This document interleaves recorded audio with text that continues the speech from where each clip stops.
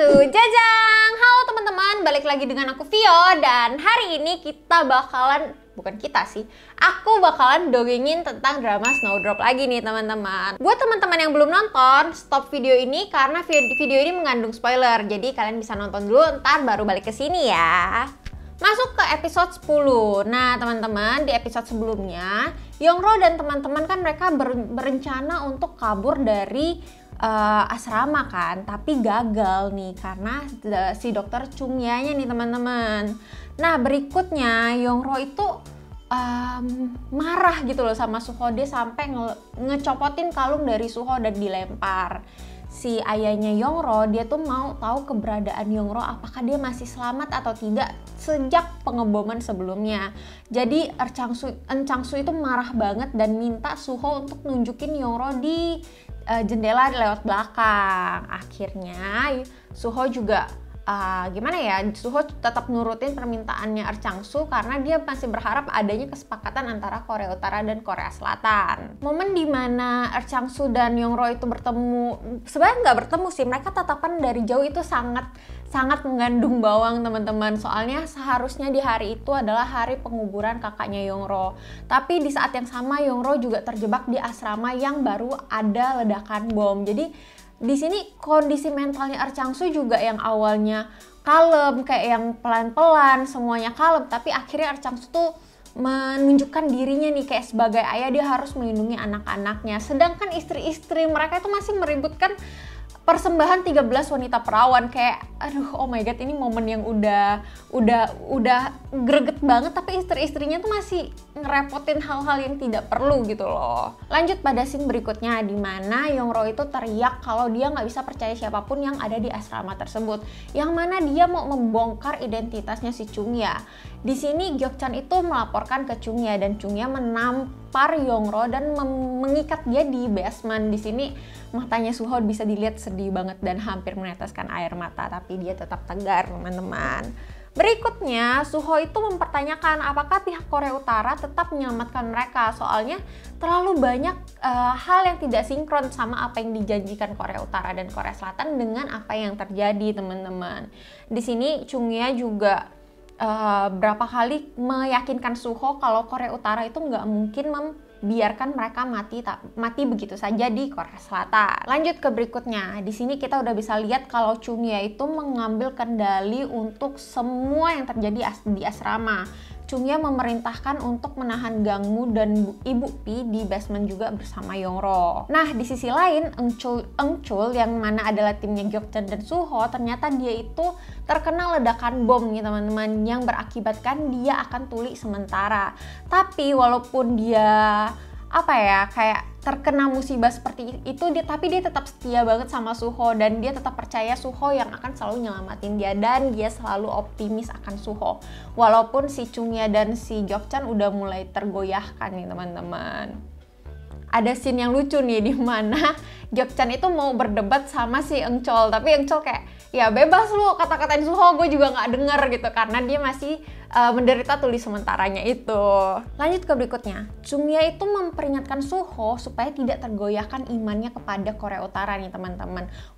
Entah itu karena tindakan Korea Selatan, entah itu karena Yongro, entah itu karena apa, Chungya itu saking emosinya dia sampai menembakkan peluru sebagai peringatan kepada Suho, tapi Suho tetap saja tidak peduli. Lanjut berikutnya, Chungya itu bukan mengancam sih, ini lebih ke mengajak Bun-ok untuk menjaga teman-teman Sandra yang lain. Sebagai gantinya dia bakalan dibayar oleh pihak Chungya nih untuk gaji 10 tahun ya. Kayak ya kan Bun-ok dari awal udah kelihatan dimana dia mata duitan, dia mau ngambil duit, mau ini, mau itu, yang tentu saja dia akan menerima itu dengan senang hati. Dan dia dikasih pistol juga sama Chungya nih teman-teman, dan ya makin ngelunjak lah si Bun-ok ke semua Sandra mahasiswa yang ada di sana. Lanjut, dari pihak Korea Utara ternyata mereka ingin dari pihak Korea Utara untuk membunuh semua Sandra yang ada di asrama tersebut teman-teman. Yang mana itu beda dengan apa yang dijanjikan di awal, dan Suho di sini terus mutar otak kayak apa sih maunya sebenarnya dan apa sih yang membelakangi ini semua sebenarnya. usut punya usut, Suho itu ternyata bukan anak kandung dari si pemimpin dari Korea Utara ini teman-teman. Dia itu cuma anak angkat yang mana dia itu berusaha untuk nyelamatin adiknya dan bertemu si papanya yang sekarang ini teman-teman. Lanjut ke scene berikutnya di mana Gangmu menodongkan pistol ke Chungya yang lagi membakar type recording mereka yang ada di sana teman-teman. Dan gak lama kemudian Suho muncul dari belakang. Ada apa ini teman-teman? Lanjut ke episode berikutnya di episode 11. Nah di episode 11 ini sebenarnya tuh kayak apa ya?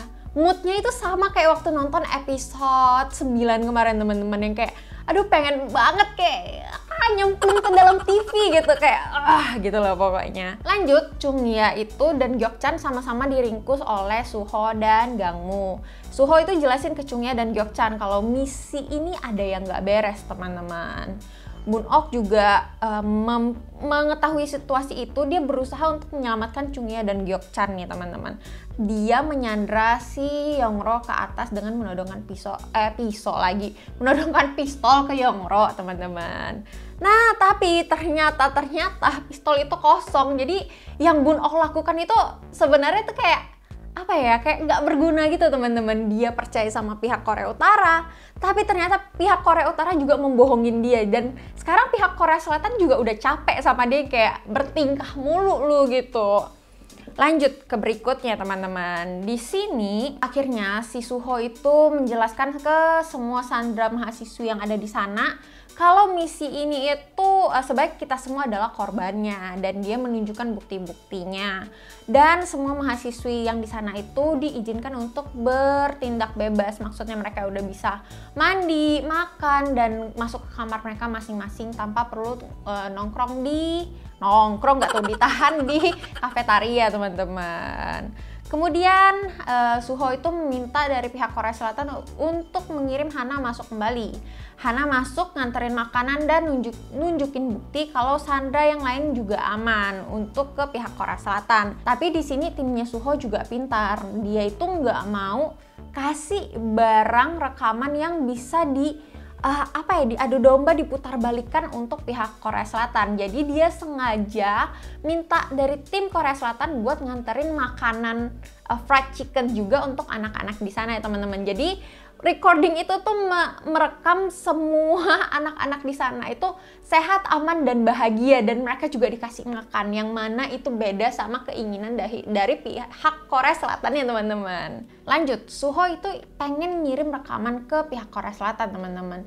Tapi sembari dia cari, dia tuh nyari kaset di antara rentetan kasetnya si Yongro nih teman-teman. Dan dia ternyata nemuin diarinya Yongro, yang mana Yongro itu curhat kalau dia tuh jatuh cinta pada pandangan pertama ke Suho gitu teman-teman.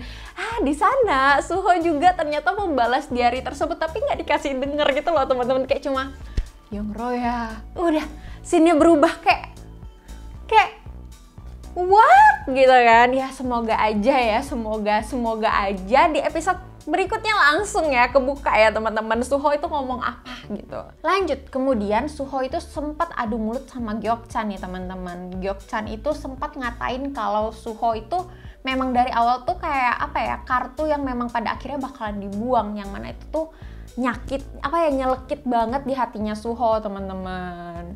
Kemudian Suho itu kayak mungkin menyendiri di atas, terus dia melihat pemandangan langit. Terus kemudian Yongro yang menyaksikan semua bukan diskusi sih, itu kayak perdebatan antara Gyeokchan dan Suho. Dia ikut merasa apa yang dirasakan oleh Suho. Kemudian dia ke atas terus ngajakin Suho ngopi teman-teman. Gitu kan. Nah, sebenarnya alat kopi ini sangat spesial buat Yongro, yang mana ini juga peninggalan dari ibunya Yongro. Dan di sini Yongro itu mungkin sangat merasakan apa yang dirasakan oleh Suho. Jadi dia tuh kayak bukan game sih, kayak membuat bukan lelucon juga, tapi kayak ya ingin menghibur si Suho dengan mengatakan kalau kopi itu tuh bisa menghilangkan ingatan-ingatan buruk gitu teman-teman. Kemudian si Yongro itu mulai dengan aku ingin melupakan kejadian di toko kaset yang memalukan bagi si Yongro. Kemudian si Suho juga ketawa kayak aku nggak bakal lupain itu karena itu lucu gitu kan. Terus si Yongro ngomong lagi, aku juga mau ngelupain dimana aku nunggu telepon kamu dan akhirnya aku jadi benci kamu gitu kan. Terus kayak dia mau lupain itu. Terus pas di partnya Suho ngomong, aku mau ngelupain dimana aku nodongin pistol ke kamu gitu kan. Terus si Yongro juga ikutan minum. Terus nggak lama si Suho kayak, ya aku harap kamu juga lupain ini. Terus tiba-tiba kissin kayak gitu kayak akhirnya ya teman-teman, dari sekian banyak episode ya akhirnya ada kissin. Ini pun tapi kissinnya lumayan ngakak sih, tapi kayak ya tapi aduh ini yang ditunggu-tunggu gitu loh, kayak nontonnya tuh nggak bisa yang kayak gini, nggak bisa, pasti kayak gitu. Pokoknya udah habis itu episode 11 sampai di sana doang teman-teman, kayak gitu kan.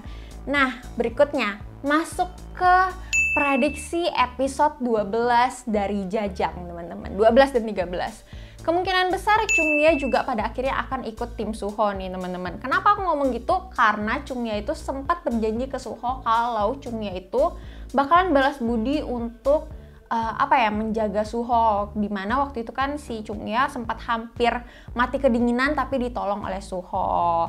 Terus tapi aku nggak tahu sih, tapi ada kemungkinan ini juga bakalan jadi sad ending, ada kemungkinan ini jadi happy ending, tapi nggak tahu happy endingnya tuh gimana. Soalnya kayak Yongro dan Suho itu memang kayak udah ditakdirkan, bukan ditakdirkan ya, kayak ya ditakdirkan nggak bisa bersama, yang mana Yongro adalah anak kepala keamanan dari Korea Selatan dan Suho adalah mata-mata dari Korea Utara. Dan ya itu memang ya gimana ya, beda gitu loh, susah dipersatukan. Mau dibilang Suho yang pindah ke Korea Selatan, tapi semua warga Korea Selatan udah tahu mukanya Suho karena di TV kan di mana-mana gitu kan. Mau Suho balik ke Korea Utara tapi dia udah diperintahkan untuk dibunuh di Korea Selatan, jadi kayak yaudah ke Indonesia aja yuk. Apa tuh? Aku kalau mau sad ending atau happy ending nggak masalah, nggak apa-apa. Yang penting Snowdrop itu tampil kelar sampai episode terakhir. Amin, please banget ya. Sampai episode terakhir aja sudah cukup kok. Betul banget. Nggak apa-apa, endingnya nggak apa-apa, terserah dah.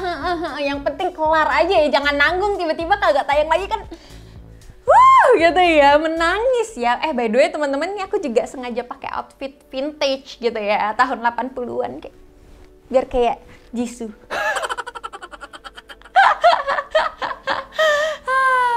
Oke deh teman-teman, mungkin sampai di sini dulu untuk recap Snowdrop dari episode 10 sampai 11. Pastiin kalian udah subscribe channel Jajang karena aku bakalan lanjutin cerita ini sampai tamat teman-teman. Kalau GTBC-nya mengizinkan ya. Pasti sampai tamat. Dan pastiin kalau apa tuh? Tamat, aku bakar GTBC. Oh my god. Dan kalau teman-teman ada kayak mau ceritain fakta-fakta yang ada di balik Snowdrop, kalian juga bisa komen ya di bawah. Pastiin kalian like dan share video ini kalau kalian suka, dan nyalakan lonceng notifikasinya. See you!